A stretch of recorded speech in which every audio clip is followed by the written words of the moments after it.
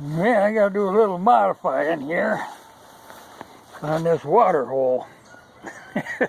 I was down here yesterday toward evening, and I was gonna pump water in the garden, but the pump was dry, so I had to get a bucket of water to prime it. Well, the only way, I got a bucket, but the hard way. I was trying to get down close to the edge here and kind of lean over. Well, that didn't work out so hot. I flopped in there. And if you ever see on, a lot of times there'll be videos of where, an elephant falls in a water hole and they can't get him out, and it's a hell of a project. It was kind of that way. I was lucky because, it's almost a 6-foot wall, and then there's a good 4 feet of water.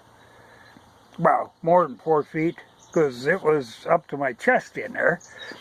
Well, I was lucky in that there's a few tree roots poking through that were strong enough that I was able to scramble out that side. But, when I dug this in here,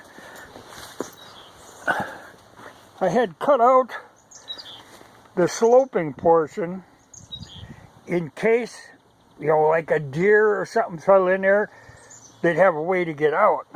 Well, I'm so deep down now, that doesn't really qualify anymore. So I'm going to have to bring the backhoe kind of over straddle that and dig that whole mess out of there.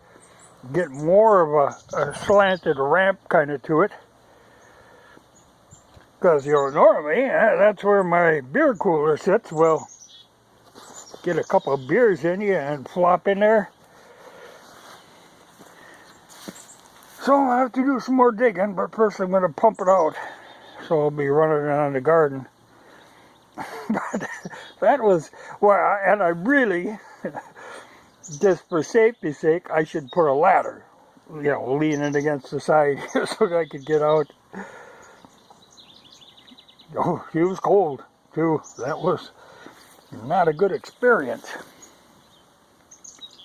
But it was ridiculous. But, whew, that was a cold one.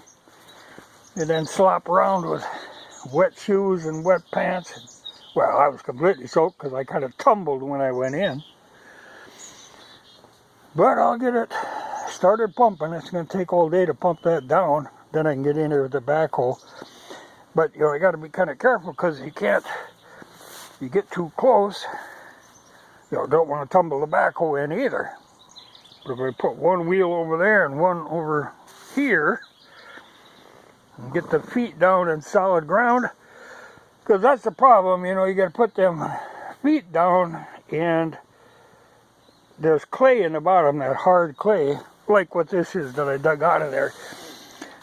It's a solid bottom. When I was floundering around in there, at least it wasn't mud. It was a solid bottom. But, well, even, if I tied a rope to a tree and let the end of the rope hang in there, even that would have been, a rope with a few knots in it. Ooh, that'd have been a lifesaver. Because I tell you, tree roots. But I really don't want to come to find a dead coon or a deer, especially like a young deer. They could bumble through there and plop down in there. They'd have a hell of a time. And I'd have a hell of a time getting them out of there in one piece.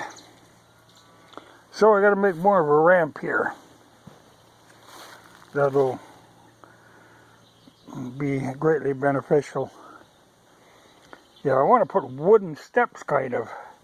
Well, but a ramp would actually be better for animals. If I cut her back another 3 or 4 feet, that'll get me down to a slope that they can navigate. Because even a horse, I could easily have a horse flop in there. Well, that'd be a job. But if I can get enough of a slant on this end, there's kind of an overhang. I got to get that out of there. But it can be done. But it's going to take a lot of pumping. So we'll get that started. But I think a rope tied onto that tree. I got plenty of rope. And that looks like a good solid ash tree. That would have made life easier. Because I tell you, them roots, it's just, you know, you'd almost doubt that a root would break. Plop back down in there. So, I got to get away from that. That doesn't work good. It's a good thing there ain't kids hanging around here. Because a kid could flop in there and have a hell of a time. Well, I had a hell of a time. And it would be worse if you were drunk. It could be a death trap.